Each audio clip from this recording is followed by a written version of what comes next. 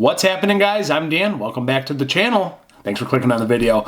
We're diving back into another beer review for you guys, and it's coming from Old Nation. I wasn't even going to do a review today, but I forgot that this was going to get dropped into distribution this week.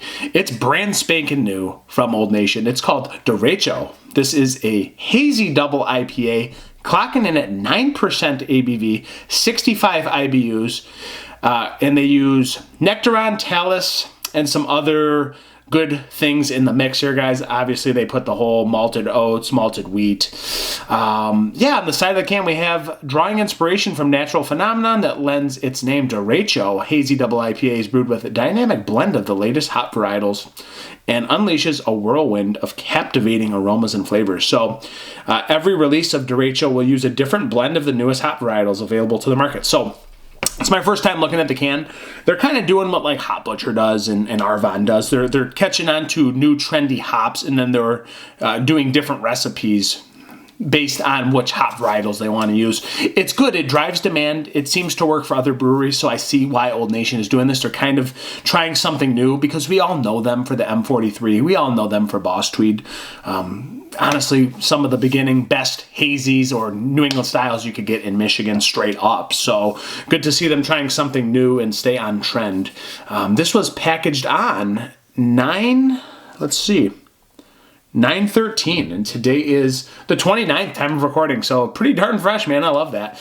This is going to be about $17-18 for a 4-pack. That's kind of what you're going to pay for a 9% DIPA, guys. That's just the brutal honesty.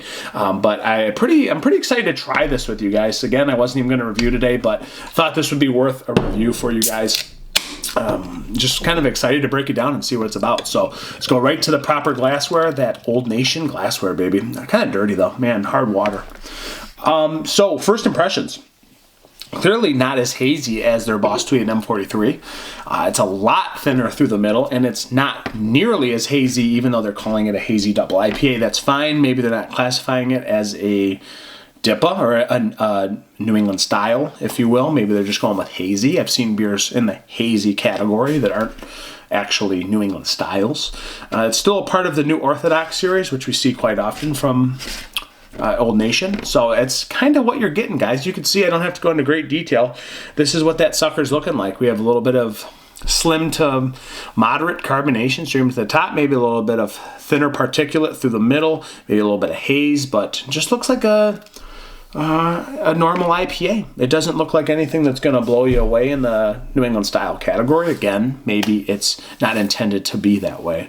Nice white head that's very fluffy sitting on top though, but not thick, not very dense, just nice and fluffy. Looks great. Let's go to an aroma. Man, just a nice dose of citrus. I'd say it's like predominantly grapefruit, some lemon.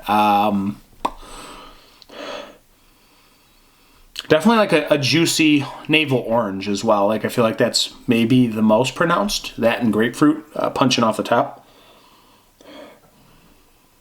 Smells pretty clean though, I will say. Coming in at 9% ABV, maybe a touch of pine. Yeah, I mean, it smells clean. I don't know. I tend to like Nectaron hops, so I see it's got a little bit of Nectaron and Talus in there. I don't know. So let's just see what's sticking out in this bad boy. It is Derecho. Let's dive in, guys. 9% Beast from Old Nation. Cheers. Ooh. Yeah. Navel orange, baby. Candied and juicy navel orange. Nice, soothing, just citrus through the middle. A little touch of maltiness, a little bit of that wheat category, smoothing things out. But it's clean for being 9%. I mean, there's a touch of booziness, but I will say some of their other big beers come across much more boozy than this. I like this oranginess. I like this juicy softness that it delivers. Quite tasty and quite refreshing at 9%.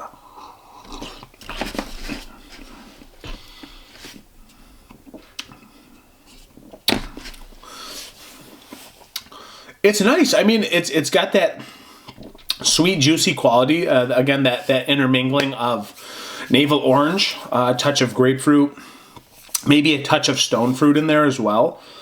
maybe a little bit of that lemon and lemon zest, but it's staying more on the juicy end of the spectrum. And I do like that it transitions into a little bit of that maltiness, a little bit of that wheat smoothness, and then you're hit with just a touch of bitter dryness on the back end, a little bit of earthy dryness on the back end, and it's really well balanced at 9%. I do want to make a disclaimer that I do think that Old Nation sometimes struggles with their recipes. Sometimes they come off more sweet. Sometimes they seem like they're not in balance and the drinkability is not as good as some other times. It seems like they just don't have like a uniformity in their recipes. That's just my opinion. I could be wrong. But I feel like M43 over the years got sweeter and it just got pinier and things just kind of got disrupted with that recipe potentially.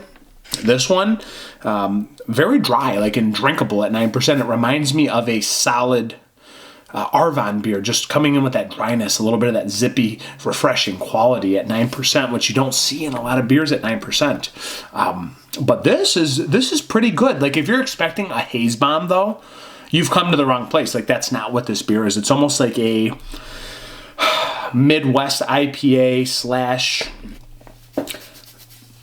hazy IPA, but it's not the New England haze bomb that you're maybe thinking when you're diving into this can. Certainly more of a normal IPA with nice drinkability, man. At 9%, I'm quite thrilled with this.